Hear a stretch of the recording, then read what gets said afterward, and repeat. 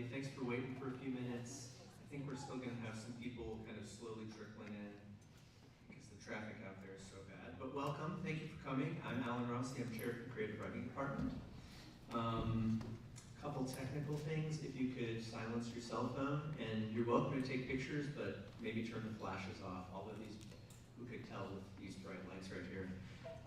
But the flash can be a little distracting, so if you could turn that off for the readers. Okay, so this is our senior reading. This is very exciting. These seniors have been with us obviously through all of junior year, half of this one now. They've taken the foundational courses in nonfiction, poetry, and fiction, as well as some electives. And this year they've been challenged with more advanced courses, reading more advanced material, more difficult material, and material that, at least in my fiction classes, breaks away from the easily classifiable. Oftentimes we're reading stuff that's like, what exactly is this? And it's really fun, but it's also really difficult, and these students have risen to the challenge of this difficult material. Let me give another example of just how hard these seniors work. Some of the seniors who haven't even taken my fiction class yet have written fiction on their own and shown me those stories, and that just goes to show the dedication to the craft of creative writing, the dedication to the process, and that's really rare. In fact, it's extremely rare, and it's also really, really fun as a teacher because every one of them is so into it. So here's how I see this senior class. From my perspective, writing is on their mind, art is on their mind, it's how they see the world, it's how they process things, and it's how they understand themselves. And that makes for really good writing because it's always at the forefront of their consciousness. You know, it's always something they're processing and working with. And then you can see that on the page. You can see that about them. Welcome, come on in. Okay, so because of this, they're writing at an incredibly high level, and I'm pleased that you get to hear their work tonight. Just don't be fooled at the seeming effortlessness of what you're about to hear. This writing took hard work, revision, rethinking, even seeing oneself anew. We couldn't be more impressed, overjoyed, and proud, and just happy about all the people on this stage. But don't get a big head about it. But so let's all sit back, relax, and enjoy. Our first reader is Nora Curley. One moment.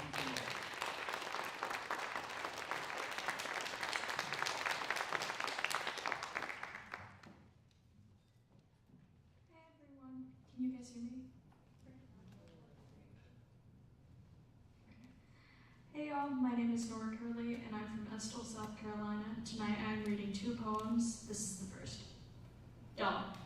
I wish I could be a doll. Not all the time, just most days. I want to have pearls drip and clump to my lashes like tears and have no one bat an eye. I won't have to introduce myself to a crowd because there would be a name tag on my hand and no one would get it wrong. I want to be nothing but squishy cotton with big glass arms and a face that everyone can look at and say, wow. To have pretty women and kind women and loving men bring me into their home and cherish me, this doll. To be a doll is to attract attention, to that I say good. Let them look and marvel at this doll, this perfect specimen. Let them look at this doll with a head of white roses and eyes that pierce like the tip of a war hero's sword. To be a doll is to walk down the street at night without fear and have everyone look at you and know who you are. I am not made out of Kevlar infused cotton. I am made out of shiny white plastic. I am a Barbie. My body is smooth, no ridges in my arms, just rolling hills of plastic. Everyone who sees me pictures me in bikinis and as a ballerina. My smile is painted on, and I wear the clothes others tell me to. I will never be the doll women keep on a shelf. I won't be a precious moment, because I am not the doll grandparents like. They have gunpowder coloring their souls, and a pale mouth with a voice that booms like a shotgun blast. Dolls are strong. They can be dropped off a table and not break. Dolls have volcanic ash for nail polish, and poles that go down their pant leg to help them stand, unafraid of shattering when the world sees them. leading with that glass foot forward. For my second poem, I will be addressing the character Johnny Bravo. Here we go. At the real Johnny Bravo, how do I love myself? Johnny. Can I call you Johnny? Johnny. You, walking Adonis. I see you as a sort of superhero, but I know that means little to you because you see yourself the same despite living with your mother and getting no women. Like you, when I enter a room, my hair and chest enter before the rest of me. Your chest enters due to years of working out till your lungs are screaming, I suppose I win, because mine is all genetics, baby. I wish I had the strength to flex in the mirror right now. Show me how you parade your seeming unyielding confidence. I'll follow suit. All it takes is someone to ask me if I'm all right before I start sobbing uncontrollably. Have you ever cried in a public restroom before, Mr. Bravo, like I am? Have you ever punctuated your cries with the flush of a toilet? What's it like to live the way you do when your conquests for love don't end in victory and you remember that you don't have a job? Do you ever flop down into the bed that you've lived in since you were a child, one that's now too small for you, and cry? I need to know, have you ever hid your tears from your mother by hiding your red and puffy eyes behind your big black sunglasses? Do you ever stare at the prison gate gray ceiling and wonder if you'll ever find love? How do you do it? I've worked on my body and my diet. I've weeped while holding the fat that hold on to my hip bones like an avalanche of skin and cellulite. You were my age once. Is it some trick?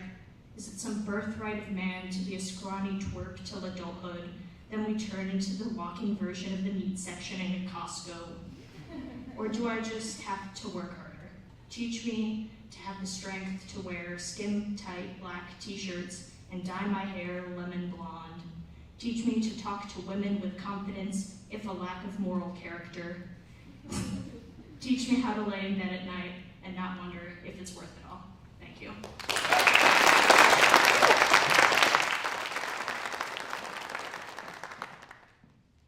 Hello, my name is Savannah Bell, and I'm from Greenville, and I'm going to be reading two poems. This first one is called Origami Snakes. Birds an eccentric color, I can never breathe while asleep in the dark. My veins pulse with abstract desire, for swelling tongues and flowering wheels of inviting pain, for hesitant pleasure, for shame that transfixes me like an abandoned animal.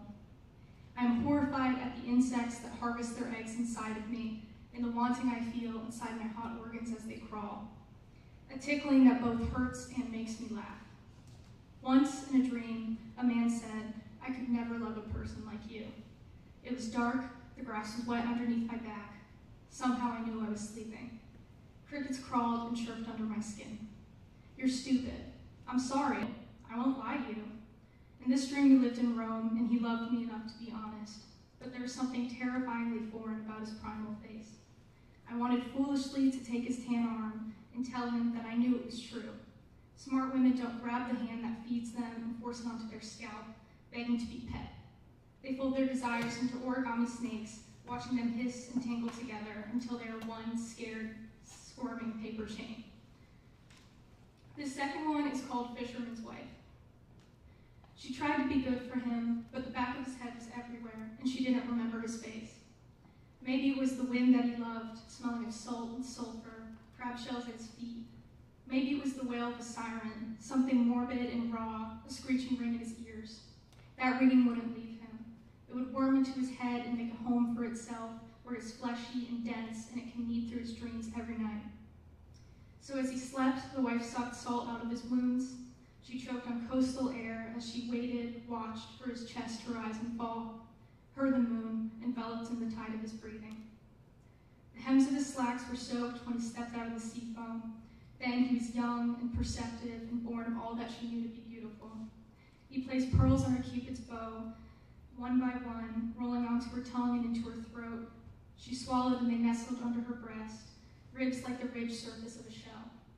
Now they stand together on the sand, and she searches for places to rest her hands underneath his skin, underneath the muscle and the nape of his arm, or cupped around the bones in his hips.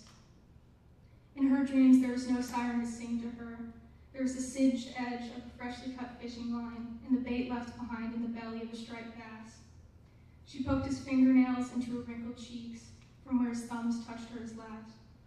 The wife would let him tie his line around her molars and pull out her teeth, only if he promised to stick his fingers into her gaping mouth and seal her gums with gauze.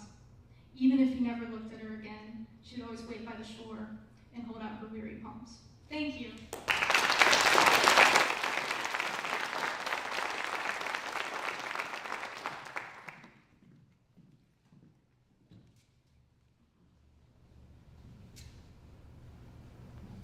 Is this all right?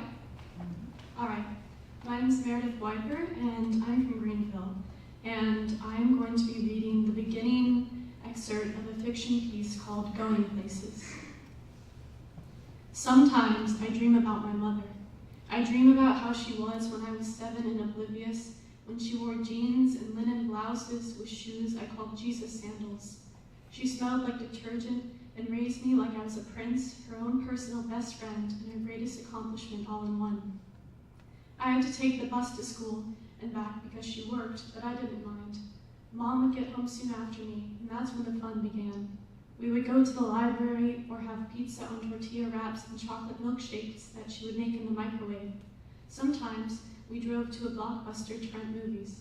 She would make a big show of going up and down the aisles and considering every movie carefully, but we would always get the same ones in the end anyways. I would get Aladdin while she got A New Hope. I don't know if she actually liked that movie or if she chose it because of me and how much I liked it. In my dreams, I feel like I did when I was 7. The world is smaller in the way you're not aware of until suddenly it's not anymore. I feel happy. But then she'll give me a certain smile, something bittersweet, and that's when I realize she isn't even there. Whenever I have a mom dream, I wake up sweating and worried, my skin sticking to the sheets and my chest hurting. For a moment, I feel totally panicked and out of control in a way that scares me more than the actual worry itself.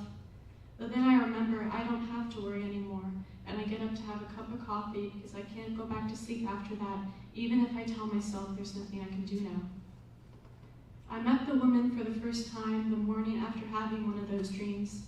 I work in a travel agency off of a highway. It's small and gray and the kind of place you drive by but don't see. I don't like working there, but I don't know where I would rather be, so I stay. I tend to keep to myself and don't really interact with anyone, which is actually pretty easy because barely anyone ever comes in. That morning, I was nursing my 3rd cup of coffee and was in a state partially between exhaustion and something near teariness.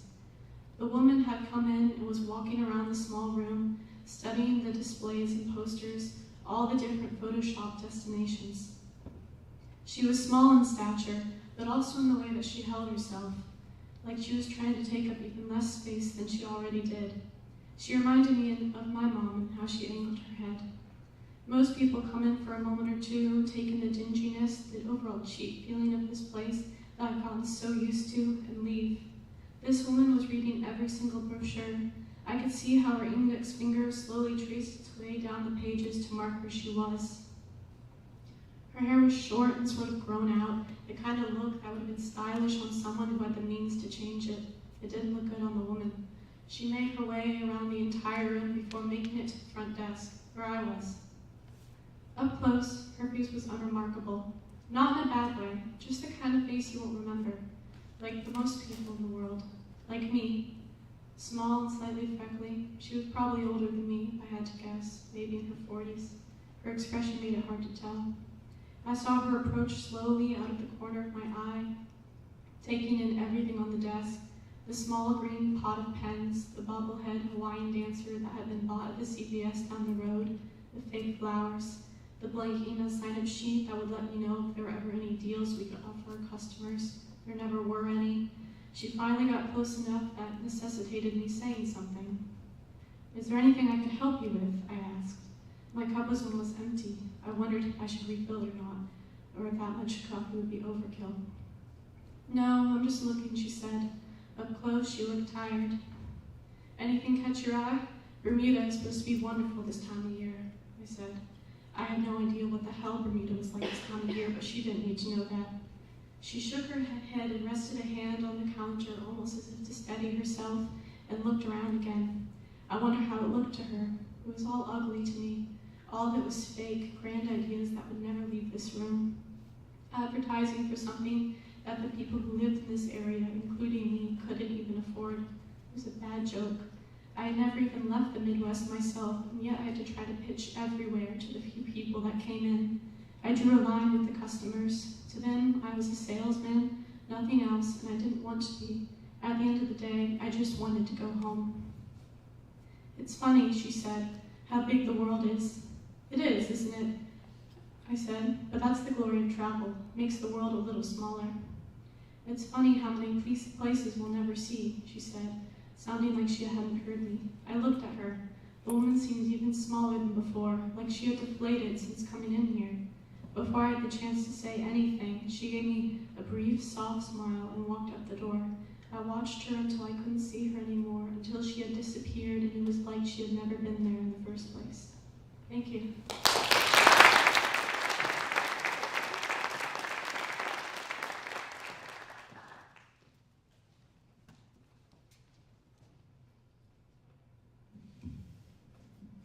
Hi, my name is Sarai Winkler. I'm from Orangeburg, and today I will be reading 2 poems. The world is ending and I can't scream. The sun, otherworldly sun, jubilant ball of light, my great Apollo, is headed towards this earth, and the world's a chaos-filled firecracker that's left my thumbs burnt from getting too close. I think of escapism and turning off stoves, unplugging cords and curling up in my bed for a sense of release that will soon be mine. But I'm reminded I don't have a choice in the workings of a God who will watch me die with everyone. I want control of this end. I call my grandmother and ask her what she's going to do now, because my reassurance rests in seeing someone I know being scared like me. This is our solidarity, I tell her. I ask her what we're going to do, and she tells me to run to the post office, buy and lick a stamp onto the letter she pressed into my hand, and mail it to my aunt who lives in Arizona. She will not get the letter. It will fossilize in its attempt to reach her, but I tell myself I have unanswered questions, superstitions of my dead family members. The importance of human connection overlaps the truth I should be facing, and I see through only one eye open. I can't reach her, but the possibility of it keeps me going, keeps me waiting for something, so I'm in the car now, driving down the street, licking my lips, ready to send it out, in the middle of nowhere. I welcome the sun with open arms and advice for him, do not bite off more than you can chew. He comes to this earth hungry, and I see him with his sight set on me from the rearview mirror, saying objects in the mirror may be closer than they appear, so I drive faster and faster until I'm past the post office, my grandmother's home, and my childhood church, which should have been my sanctuary, but the lights are dimmed, tainted stained glass broken, and I see that I am not welcomed. While I drive, I ask Mother Earth to swallow me whole again, a mess, spit me back out naked, and let me roam this earth nomadically. Let me be born again, hairless, the cheek baby blemish, frail to this world's opposition. I'll do everything I didn't do, like watch those 37 Netflix originals in my list, or wear my hair in 2 French braids and speak in an Icelandic accent. Speaking of Iceland, I'll finally listen to Bjork and pretend I know what she's singing about. I'll be messy, do the pointless things of living because I know time, this construct that's supposed to be uniform, wait, repeat, keeps going, but not for me. And all my regrets are striking women on the street who blow kisses to onlookers and swallow flaming swords in miniskirts I put back on, then take off, then put back on, then never wear.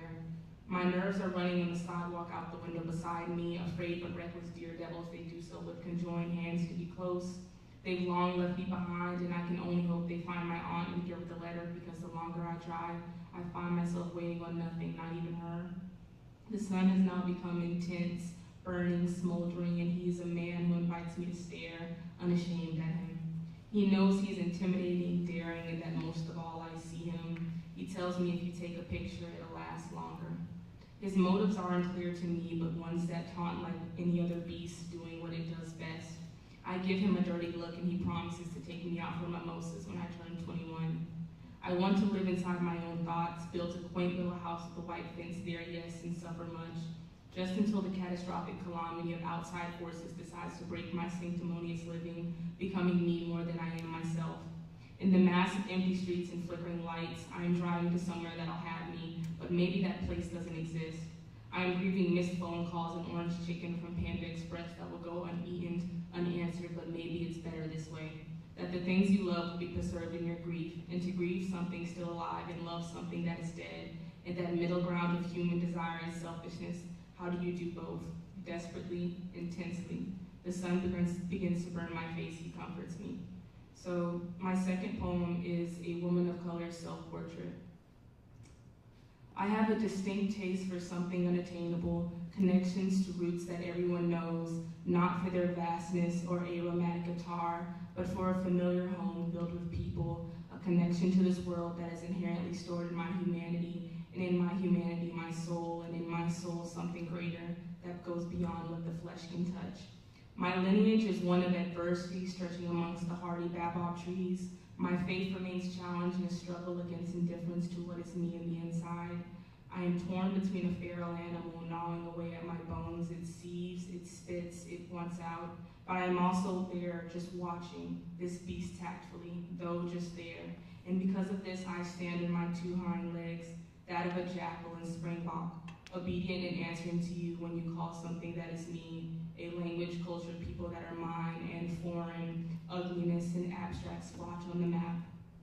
I left my small city of brown and black bodies for the first time in nothing but my legs and skin, and had a revelation, one that caused me to step back into the skin my mother and father and grandfather and ancestors alike had recognized before me, had to see to live. Ignorance is bliss are a white man's words, I was told once, and I was not given the luxury of being stupid more than 5 times, holding my hands up to count to make sure. So I developed this domestic sadness that holds me and doesn't leave, but sits in the house wound up, in my bed tucked in, and in my bones genetic. It's traveled from all the other black and brown bodies, years before mine and after. I don't question where it comes from when I recognize it, but I'm far gone beyond the shallow waters I have waded out of countless times.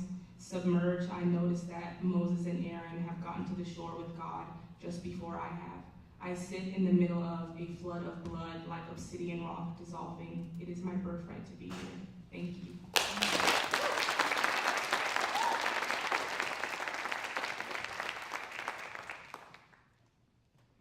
Hello, my name is Carolina. I'm a senior and I live in Greenville. I'm going to be reading poetry today. The first one is called Pending.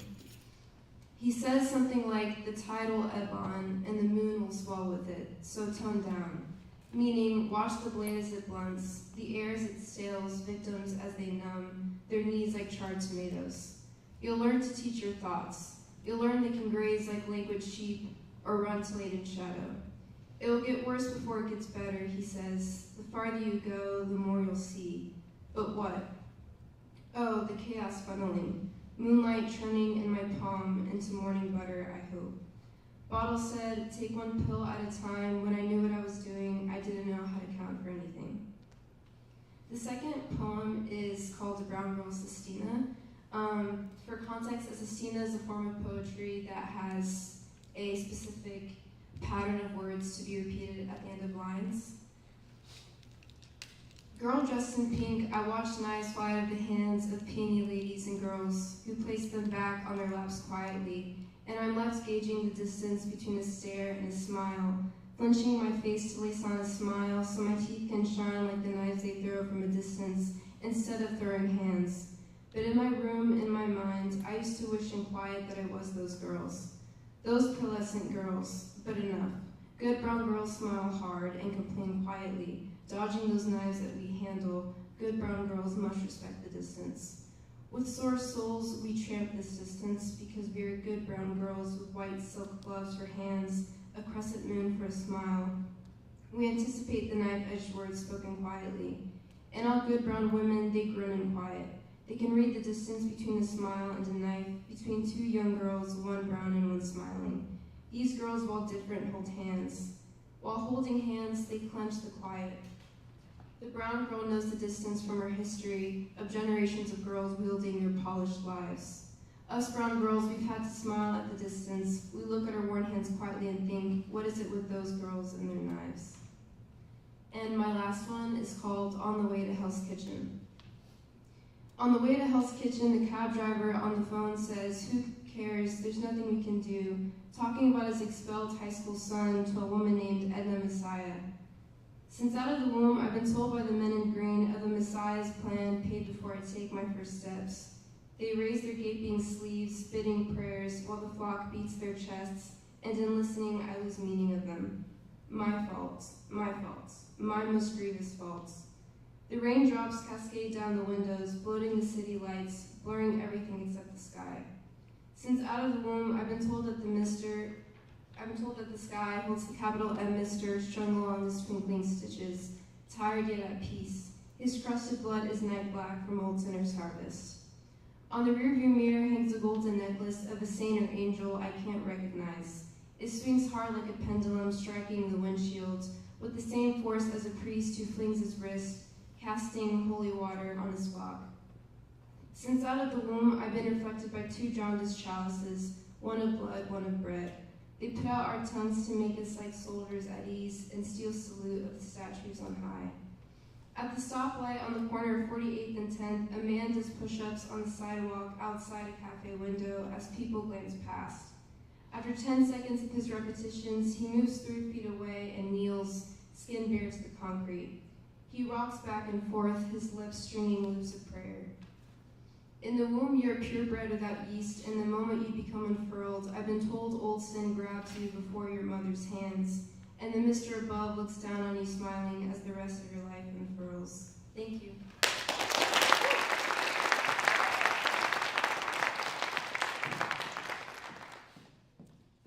Hi, my name is Emma Estridge, and I'm from Kershaw, and today I'll be reading a nonfiction essay called After I Broke Up With My Boyfriend, I Went to the Pier. I'd first fallen for him because of the way he could drift through a day. He woke up late. Before lunch, he did online word puzzles, though his progress never saved when he clicked out of the tab. At night, he went to brass concerts, film screenings, ballets, anything he could consume for hours, sitting still in the dark. He never seemed to have homework. He never seemed to have class. He never called his parents, and he never told me that he liked me. If I said something he didn't agree with, he ignored it. He thought it was embarrassing when people showed affection, so I could count on one hand the number of times he touched me, a clinical pat on the shoulder as he rose to leave the room, an accidental nudge with his sneaker under the table. He said, I don't understand why people get so upset when someone dies. He said, if I do psychedelics, it won't be to get enlightened, it'll just be something to do. When I asked him why he missed our date once, he said, I was sleeping. I wanted to drift through the day too. I was the kind of person who worried about the correctness of my history homework. Sometimes I couldn't sleep because I was thinking about what would come after college. When I had an awkward conversation with a friend, my stomach stayed upset for hours. I longed to be unencumbered. Before the breakup, my mom and I walked out into the ocean. We bobbed in the waves and shook minnows from our feet, and she told me the person I dated would always be indicative of my character. I didn't want to break up with him, but I did anyway. That night, I drove to the pier. On the dance floor, 60-year-old women rubbed their hips against their husbands to John Mellencamp's Hurts So Good. The colored lights stuck to their smokers' lines, and some held diapered grandchildren, bobbing them to the music. The babies gripped the fringe of the women's souvenir shop crop tops. They were the kind of women who'd moved to Myrtle Beach in the 70s and stayed, the kind of women who liked to call bullshit, the kind of women who got drunk and told you about their sons who left to be in biker gangs, the kind of women who'd raised 5 kids and 3 grandkids. They were worn out, and you could tell they worked 10-hour shifts in shoe stores along Ocean Boulevard, and you could tell they loved their husbands, still found them sexy, and that this was their one night a week to show it on the linoleum dance floor under the colored lights while kids shot firecrackers on the sand. You could see it all right there in their faces. I tried to be disgusted with them.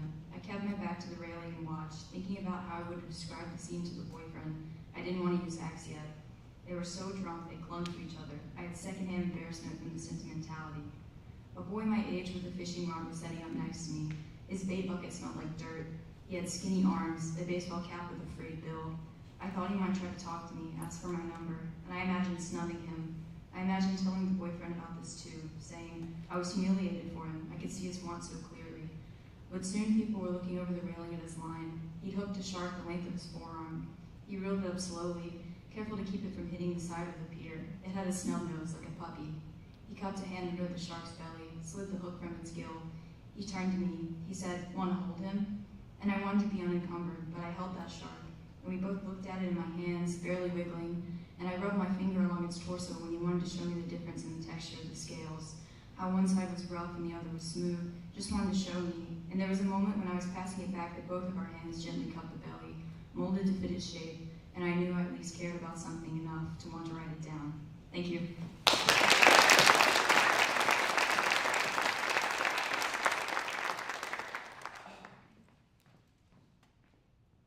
Hi everybody, my name is Cassidy Holt and I'm from Chapin, South Carolina. I'm reading 2 poems today, and the first one is Cecile Street. Attacks, however often, never get easy. Blue dress, the color of lapis, hugs her body tightly as she walks to nowhere. Called a man, she pays no mind, she continues to walk, glory in her eye. Done to a T, her makeup was without a flaw, yet still anxiety continues to draw. Egregious cards that call out her every lacking trait. For now she could appreciate that even with nowhere to go, she still has a home. Gone in the night, hardly a problem, as no one would notice. I'm Cecile, I'm a painter, a reader, and a lover of dance, and I'm doing okay. Jumping and skipping each time her heels hit the ground, more stars come out. Ka-chow, her mind goes back, and in no time flat, she's reminiscing about love that could but couldn't be because the public saw it as indecency. Man, oh man, that man broke her heart, all because he couldn't take the nasty comments that strangers make. Of course she knew it would come. She had doubts since kiss number 1. Parted, she carried on, refusing to return his coat. It's the least that she deserves. Quixotic, that's all he said after she told him that others shouldn't define them. Reality reemerges and she finds herself alone in the present. She wants to die, yet still she lives. Still she walks the earth in mystery. To some, she'd still be a man in drag, an insane creature, and at best, a trap. Until now, she'd gone the day without these feelings, no, without these facts. Vibrating thoughts fill her head, but there's no time for that. Walking along, she thinks, I'm Cecile, I am Cecile. People on the sidewalk give her xenococial gestures to each other. She walks past them on the street to nowhere, yielding to the facts. She's a woman, once leaping, now limping, zebra to a world of lions, walking through the world in blue. And my second one is The Alligators and the Sun. In a red lighthouse facing away from the sea, alligators of all sizes, creed, and colors stand. A few are dressed as pirates, some as southern belles, and one in a tennis uniform. They all hold buccaneer muskets and take aim at the sun. Charlie, steady your hand. We gotta make that bastard pay for looking down on us. Come on, Rebecca, we only got 1 shot. This could push up the corporate ladder. I'm so excited, Brad. The priest told me we'd all go to heaven once the sun's gone. Hey, everybody, let's do this quietly. This is supposed to be a solemn event. Oh, shut it, Henry. The sun's pushing its will on us, and that warrants outrage. They fire 1,000,000 shots, and the lighthouse is covered in smoke, thicker than ocean fog, rolling in at night. The alligators' bullets strike the surface of the sun. Charlie, Martha, John, and Jordan shear and holler as the sun explodes into giant pink spoonbill feathers. The sky falls into a black night, only lit by loosely hanging stars. The alligators' heads face the sky, and in their eyes, those giant pink spoonbill feathers are the feathers of angels. The alligators begin to weep. Jenny's tears look like slugs resting on her face. Kurt lets out a single cliche tear. Rachel is making noise, but tears are too sad to fall. They throw their muskets off the edge of the lighthouse and bellow out towards the sky. They don't know why they are mourning a son they had shot, nor why they shot it. Without a son, their cold blood would surely freeze. Riddled with grief, the alligators throw themselves from the lighthouse.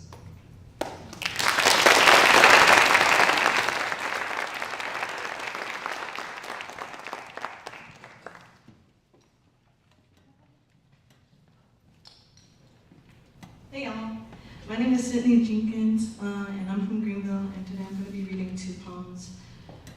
This first one is called Because Dreaming Costs Nothing at All. One night, I dreamt of being married into a mob. My dream husband was tall and lanky. He wore suits that swallowed him, and his hair was greasy. His father was shaped like the number 0, and he waved a huge pistol around with full intent to shoot it soon. In the dream, things went from better to worse quickly. I had to duck and hide, dodge and swerve, ult and hide, and dive, quietly and cautiously, so my newly bonded father-in-law wouldn't mistaken me for an enemy in the crossfire. I lost my husband within a few minutes of the shooting. He hid somewhere else or joined his father, but it was apparent that I was utterly and completely alone in a big house that turned into Swiss cheese. I woke up several times throughout the night, once to scratch my mosquito bites on my legs. Half asleep, I didn't realize how hard I was scratching and itched my right ankle raw and bloody before I enveloped myself under my weighted blanket to doze off. When my roommate was leaving for class, I woke up again to mutter, bed. She looked at me and blinked. I said again, dreamily, bed, before turning over to fall asleep, unaware of my roommate's stares at the back of my head. I woke up later in a mildly unconscious daze to text my family group chat. Takeoff from the popular rap group Migos just died, and so is my husband. Please be safe, guys. I love you all. By the time I was already deep asleep, I received 6 calls from my mother and 4 from my father. My brothers each simply texted me, Mom just asked us when you got married. Please stop texting the group chat your dumb art school jokes. When I finally awoke to go to my own class, I winced at the cold air hitting the open wound on my ankle. My eyes grew to be the same size as the large barrel of my father-in-law's pistol. I opened my phone to the multiple notifications from my family and reality and felt the urge to scratch my ankle again. I sat in my bed for 30 minutes, uncaring for the remaining time I had to get to class, sweating and afraid. How could I do and say these things without remembering? I remembered the scent of my dream husband, cedar and vanilla mixed with hairspray like a true mobster, better than ever picking up my phone to text anyone or scratching my mosquito bites. What caused my mildly unconscious mind to make such decisions for me that I would never think of if I was fully awake? What happened to the dream or stutters in my head? Why a mobster husband, and why did I suddenly miss the loud booms of gunshots? The strong, greasy grip of his hands around my shoulders, the smell of freshly released gunpowder. I soon decided that it was my duty to get to the bottom of my surreal night and fell asleep again, ignoring my important responsibility of school, eager to return to my newly budded husband, impatient to help with the shootout however I could. And this last poem is called The Cons to Being the Oldest Child. The worst part of being the eldest child is the expectation. When my brothers were just faint amoebas in my mother's uterus, together she and my father already dreamt and planned every major event in my life. Somehow, I was not included in this conversation. The thing about being the eldest child is that no one else has experienced family like I have. No one understands, not even my own mother.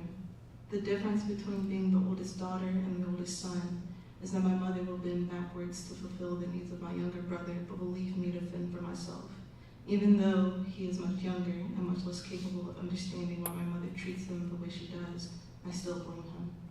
But of course, I cannot blame my mother. She doesn't do it on purpose. She works and slaves so that I can go to school. I've shown her that I'm independent. I've showed her that there's no need to worry about me because while I'm still technically under her roof, I'm self-reliant and just too old to want her to help me. The conversation with my mother usually goes like this. How are your grades right now? I roll my eyes because everything leads to grades no matter what. She notices and begins to lecture me on the importance of school and the academics and how they can pave the way for my entire future, but I'm smart enough to cut her off. I have A's and B's besides math, like always. I try to joke to take the pressure off of me, but before I know it, she's already telling me that I need to talk to a tutor. Nothing gets better unless you fix it yourself. You know that. I nod my head. I know. An oldest child knows that asking a parent for advice leads to nowhere, but of course, again, it isn't the parent's fault that their child gets hurt. My mother cannot be blamed for the consequences of her actions when she has given me her all to be my parent. The worst part of being the oldest child is the great expectation. I'm expected to be the person my mother dreamt of, even if I'm not sure if that's what I want, because she's my mother, the sole being that birthed me while she was just a child herself. If she wants me to do something, I will do it without question, without complaint, but the idea that I will be exceptional enough for her is completely innate, and that's truly the worst part. Thank you.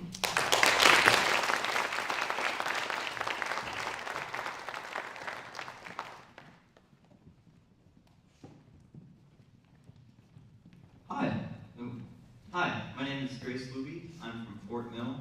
This first piece I'll be reading is from my flash fiction anthology, The Linear Regression of All of Us, in which there's some supercomputer that's fed the data of every human to ever live and is told to write about it. This is the first of those pieces the computer writes.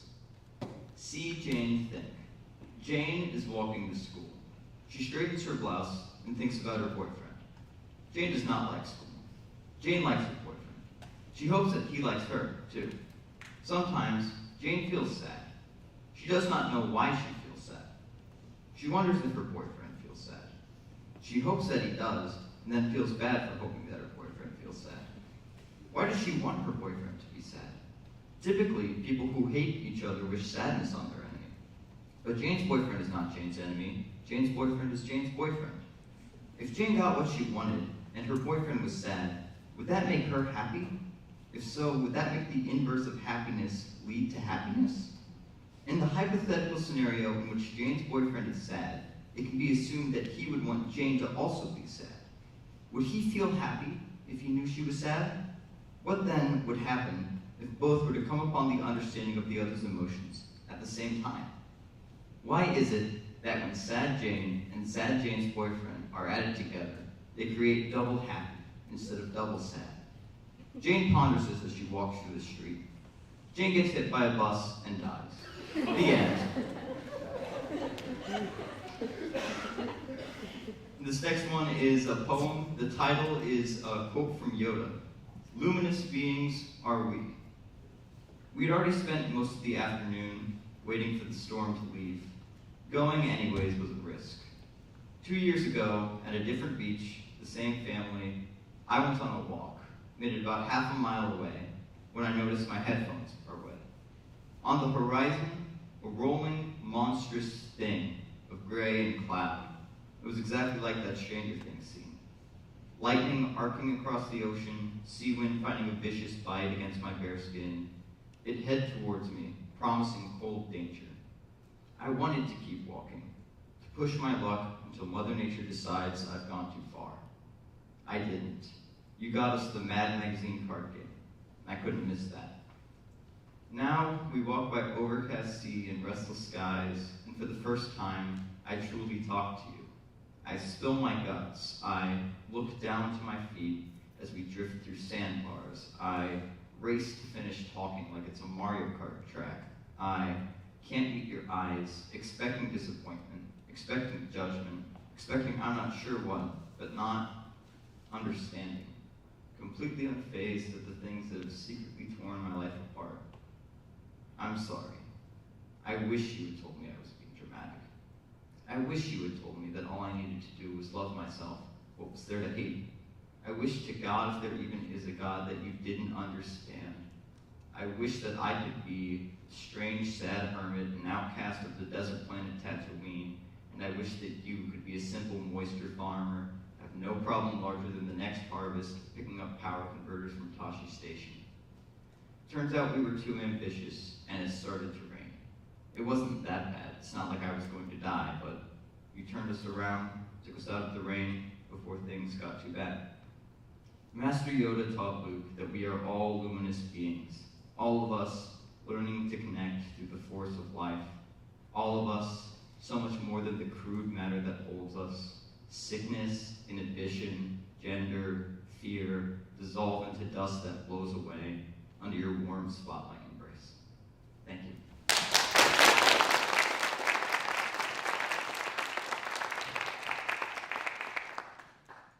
Hello, my name is Skylar Green, and I'm from Greenville. I will be reading 2 poems today, the first of which is called Portrait of the Octopus Eating Its Own Arms. I've cuddled up with the damp corner of the room where the rain is always the air. A cloth curtain like seaweed wrapped around this luminously gray cavern, bright and bland, monotonous and alone like the sea floor, only scuffed white and muddied sun walls, and the bright blue puffed collection of meshy coral hanging above me. I crawled away from the hunger, each arm reaching out with circled fingers to grip onto the shallows of this world and drag my body along, rubbing my chitin against smooth sand rocks with holes like shark bites, a distance between me and the others. There is nothing to distract from the gnawing of my stomach as it rebels against the decision of my hearts to leave behind our companions and creations, woven through me in double helixes that say, eat. They're wonderful sources of vitamins and meat. Never, me and my hearts refuse the proposal of our stomach's cannibalistic dreams. In their place, I slot my arms between the venomous edges of my mouth. A nibble that will cleave the craving off, will lead to an aching that wraps around me like a towel rubbing the drops of desire off. I promise there was no real harm done. It's all right. If a part of me isn't there for a while, it will grow back. Now this place is too dry. I wish I had brought my home with me, just the two fuzzy highs of a waterlogged coconut, a place I can pretend I am not just breathing exposed muscles with no structure of bone or cartilage. But I couldn't bring myself to starve or take the chance of devouring the children, the families, my friends.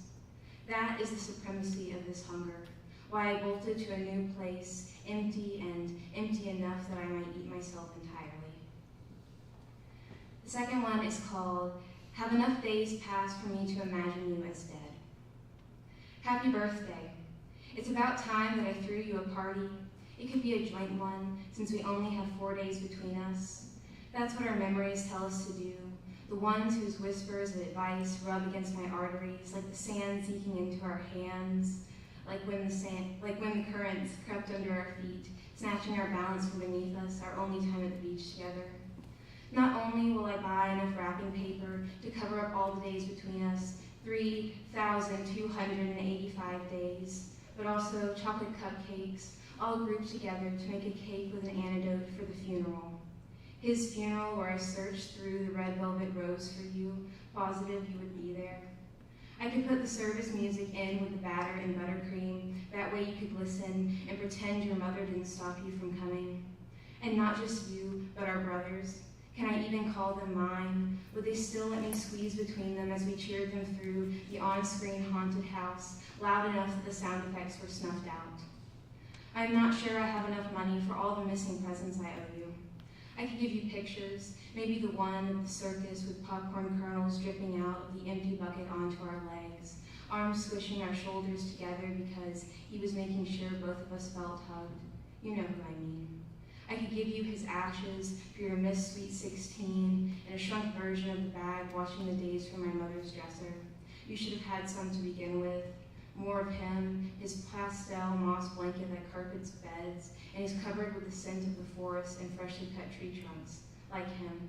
His wide array of movies and games that he beat us all at, even the collection of ornamental knives he kept in his closet that he would have taught us to hold right. But I could give you a box, the one that clutched his ring. I would keep the one that held my mother's, evidence of their time together, our memories too.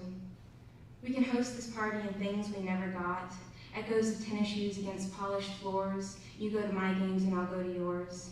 This can be your card, even though it doesn't have all the well wishes I wanted to write instead of trying to find your address or phone number on a background checking website where it costs to find your family. We can trade lives. You can ask me about anything, even about why I have your birthday saved as mine on my email address and personal accounts, and I won't tell you it's just paranoia. Would you write me a thank you letter for the days after the party? But don't actually thank me, please. Just give me my goodbye, my see you later. Thank you.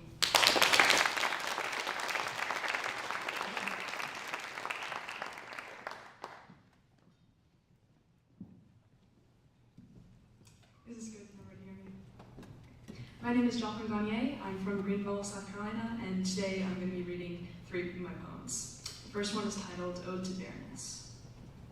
Hairless, skinless dog, short-lived squinty of the heart, an empty uterus that longs to swell, the deforestation stripped our land apart. I loved you at your barest, without the plants that shroud your window, paint littered over perfect canvas.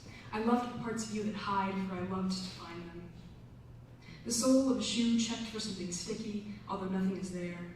Remains of wood in a fireplace, swept into the trash can as my father crouches to the bricks, broom in hand. I checked the time where I forgot to place my watch. I checked my phone, but you haven't messaged me. Coldness sinks its teeth into my skin. You told me to bring my gloves. You said winter was here, and I forgot. I have never known coldness until I became it. I am the gum on the bottom of my shoe and the shoe itself. I am myself among other things, and I think I am myself the least, and I long instead to be bare. I resent the paralyzed park bench that does not permit emotions to cloud its being. I envy the goldfish that forgets. I reach my empty hands out to you, the reason they remain bare. I am plagued by guilt and shame and desire, and I long instead to be bare. My second poem is titled Waxing Waning Waned. Mars Elephas learned about fractions in the 4th grade. 1/8, he poured himself into you, a little afraid what would happen when he did. Then a second 1/8, really just a 4th. There was more to him than you then. He had a mind outside of you, a mind that explored rather than dwelled, a mind that skipped rather than ran. Comfortable, he dodged out a second 4th, hardly even realizing that meant half of himself was buried in you, somewhere irretrievable. An 1/8 of yourself remained with him. Mars Elephas was 5/8 of a person. That was until he lost the last half of himself in you, you who became 15/8 of a person, and he became one who was you. All of him that was left was either yours or of you. My final poem is titled Joplin. I am clambering legs, sharp elbows, and muffled whimpers into a tear-stained pillow. I am the rasp of a sleepless voice, the smear of hair by your ears untamable, the howl of the wind late at night, snagging on the screen of your window, lapping at the sill. I am the coldness that bites the parts of your skin exposed by the sheets, and I am the heat that haunts the parts of you that are covered. Sometimes I have the irrepressible urge to screw everything up, but I don't know why that is, so I choke it back. Instead, I itch your bones to keep you tossing and turning, to be the voice in your head that keeps you awake. I'm your worst enemy and your greatest friend, and I'm sick of being your friend. I don't believe in good or bad people because I don't know where I fall. I am tempest. I chase peace knowing I'm chaos. I am boots of lead bolted to your feet. As you thunder down the stairs, and with each slamming step I cry out, please wait, but with time I never grow closer. One might think it would be easy to reach oneself by running toward oneself, but I think you're further now. Storms are named after people, after all, and I'll show them why. Once they get to J, yes, by then they'll know my name.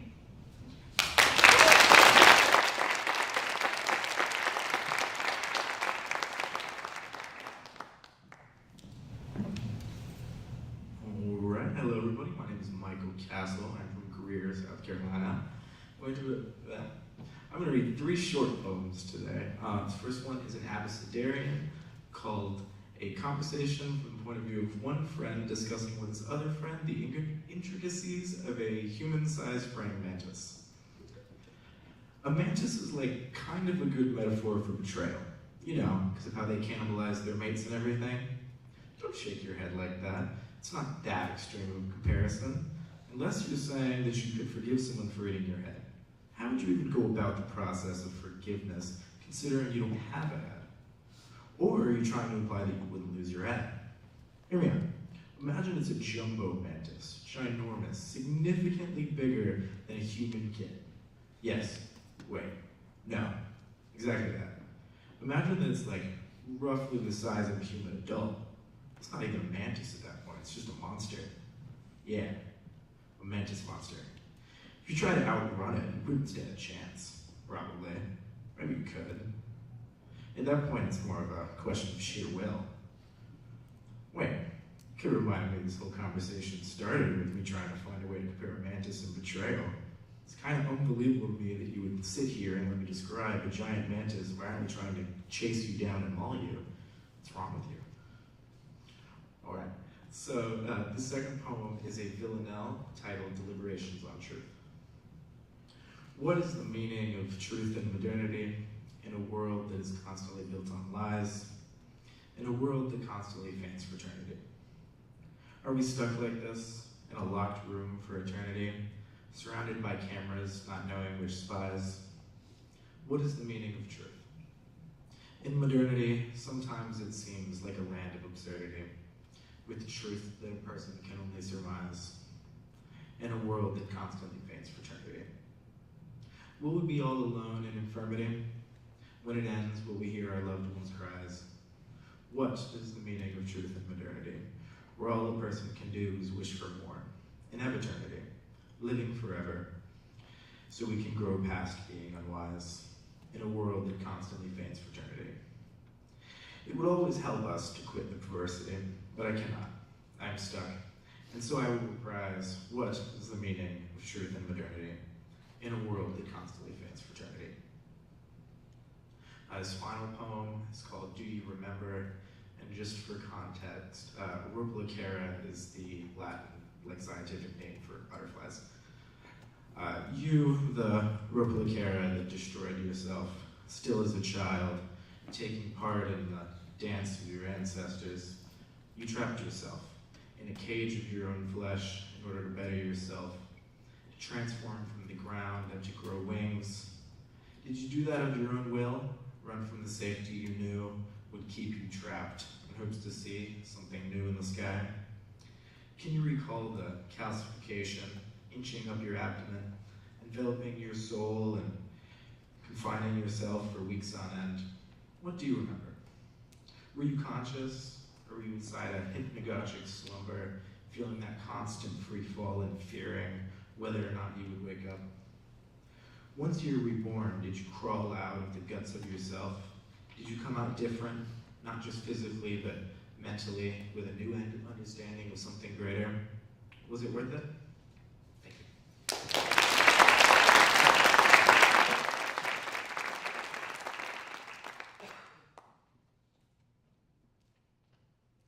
Hi, my name is Kat Davis, and I'm going to be reading a fiction piece called Ride. The truck seat had an indentation that fit his butt perfectly, and after 900 miles on the road, the trucker learned to sleep sitting up. He watched the highway ahead of him stretched out like a snake.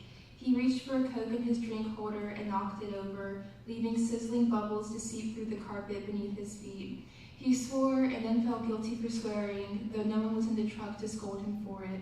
He glanced down at his feet to see the Coke seeping through the unsmoked cigarettes he dropped earlier while going over a train track. His wife back in Sherbrooke would always rummage through his underwear drawer and coat pockets searching for hidden packs of Avanti. However, he always remembered to stock the cigarettes in the truck where she would never find or care to go searching for them. He indulged in his addiction on long rides like these where he had too much time and not enough to do with it. Though his knowledge of English was limited, the trucker had America memorized. Every interstate from Florida to Montgomery, every turnpike he knew by heart. He loved coming home and telling his daughter the things he had heard and seen while away. One time, he walked into a gas station late at night and waited in the bathroom line behind an old man who had the most meticulously shaped mustache he had ever seen. He leaned forward to examine the masterpiece, only to realize it was not a mustache at all. The old man had severely overgrown nose hairs, inches long at least, and combed them across his upper lip to form a perfect handlebar. The trucker was fascinated and repulsed. Like a bad car accident, he couldn't look away. The trucker told himself he would get off at the nearest exit to get some napkins for the Coke spill. He glanced in his rearview mirror to see a woman driving the same car as his wife, a Toyota Prius. He always thought those cars were ugly as sin, but remembered the wide eyes and excitement on her face when she told him it was only $2,000 with 50,000 miles on it. Of course, the engine was busted and the window shield needed to be replaced. But she had a mechanic nerd as a husband, and though he couldn't share his excitement, he could fix the windshield and engine so she and his daughter could venture somewhere while he was off on another long ride. The Prius woman behind him merged into the right lane and sped ahead of the trucker's 18-wheeler. The trucker, too busy worrying about the Coke spill, didn't realize he was going 55 and a 75. He began to accelerate. He watched as the Prius swerved in and out of lanes, sandwiching itself between traffic. What an idiot to drive like that, he thought, but he couldn't help but be intrigued. Why risk your life to get somewhere 2 minutes faster? He shook his head and then contemplated why he bothered to speed up when she passed him.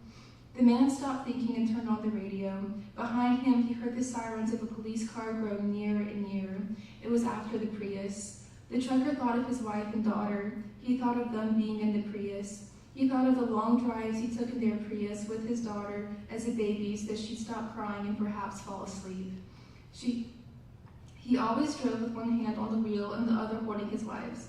He loved the look his wife gave him if their daughter fell asleep during the drive. She would squeeze his hand hard as if to say, "We did it," and her eyes would be squinted and proud. The trucker would also feel proud, filled with a rare feeling that his driving accomplished something. By this point, the police car was almost in front of the Prius. The trucker watched their game of cat and mouse. The Prius accelerated, leaving the police car behind. The police car sped up, but then the Prius slammed on brakes, causing the police car to ram into the back of the Prius's bumper. They had to be going at least 90 miles an hour. The Prius's entire backside vented inwards like a crushed can of beans and caught on fire. Perhaps it was the electrical wiring that caused the fire. Perhaps the Prius woman also hoarded cigarettes in her car and those caught flame. The trucker slammed on brakes, worrying that the inertia of his cargo would prohibit him from slowing down in time. He squinted his eyes shut as his tires squealed. When the trucker opened his eyes, he was even closer to the Prius. He saw the silhouette of a woman. She was locked inside, pulling at the handle to get out. The policeman was unconscious. Cars swerved around the accident, but the trucker just watched. He always imagined himself as a hero. In the trucker's driving daydreams, he sometimes imagined himself running out of his truck, grabbing a crowbar, and prying the struggling survivors of a car accident outside to safety. But no, he stayed there, and his 18-wheeler, too shocked to move or speak. He was blocking the way now. People could not get around. The traffic behind him began honking their horns one after the other. The man put his hands over his ears. The honks escalated in volume. They wanted him to go. No time to look at the car on fire, nor the woman inside. They had places to be. It could have been them, whispered the trucker to himself. He thought of his wife and daughter. Inhaling sharply, he pressed the gas and slowly passed the burning Prius. The radio went off and changed to a commercial break. For the rest of the way back home, the man did not look back at the accident behind him. Thank you.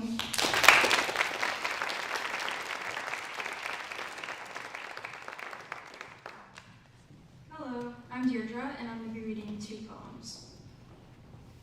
To Amber Sparks, may we shed these bodies. The first time I went to space, I was in fiction class. You possessed the body of my teacher and spoke about God being a carousel of all moments of your young life. Forgive me, but I don't see pain when I look at the trees and the fields and the vast blue sky and everything in between. I see the ocean some days and think, I don't know this water and the life that lives beneath it, but I'd like to. The truth is, you looked up the Russian translation for "Where are you?" and it made me cry. The truth is, that is what I needed to hear, despite the fact that I hadn't thought of God in months, and I spent most nights wondering how many fish bowls I lived in. Forgive me once again, but you chose to die by going out there, to the vast darkness that holds nothing but your orbiting body. The last time I spoke with God was last year, packing up my neighbor's truck with every article of clothing I owned. He was in my ear whispering, "You are welcome, you are welcome, you are welcome. I have saved you this time." Which I thought was crazy, because he saved me from the very pain he inserted into my life, and I still wanted to tell strangers that I could feel him in everything. Have you ever summited a mountain, Space Janitor? Have you ever made a meal with your mother, or finished a book in less than a day? Have you ever been in love during the winter? Did you grow up with a dog that loved you more than he loved himself? Have you ever written a eulogy for every man that has ever hurt you, and pretended that he had died and died and died and died and died? There are ways to heal that don't involve transcendence. People have hurt me too, Space Janitor, but I will never leave behind this earth. You could have moved a street away and felt as if you had entered a new life, and if that wasn't enough, you could have moved a town away or even a state away. Every place that I have ever lived has different night sounds. Anything can feel like a different world if you let go of your body. It is the only thing that remains present wherever you are. Shed your body, Space Janitor. A phantom has no home. Become a noise, become a fire, become a street siren, become an ambulance, become an owl. Become Christmas, become math, become a bubble, become central heating, become the light that bounces around every shore morning. Become everything all at once. Become the fishbowl. Where are you? And then the next one is called Dreamscape Self-Portrait. There was a man called God behind me, but he didn't look like God. Earlier, me and others ran around a property in Connecticut. The grass was deep green, and the air felt like a bedside fan I forgot to turn off. A low buzz, its slow hum in the background of all parts of my life. Its white noise became snow, us became me, green became gray, and God left the room. It was winter, as I remember it being most months growing up. The sun set before school ended, and for the 2 hours each afternoon that there was light, Miss Tully sat us in front of the window. We stared, mouths open like hooked fish. We stared, our eyes crusted on the sides because we were always sleeping, always having another dream where the sun looked like butter and our mothers took a slice out of the sky and spreaded some on our knees so we wouldn't flake. The TV projects static that speaks. My mother pours a quick one before the world ends, but it's not ending now. There are so many voices to think about, so many faces that appear bodiless in the windows. We can't all go now. There are too many of us, and we've been taking chunks out of the sky for ourselves for too long.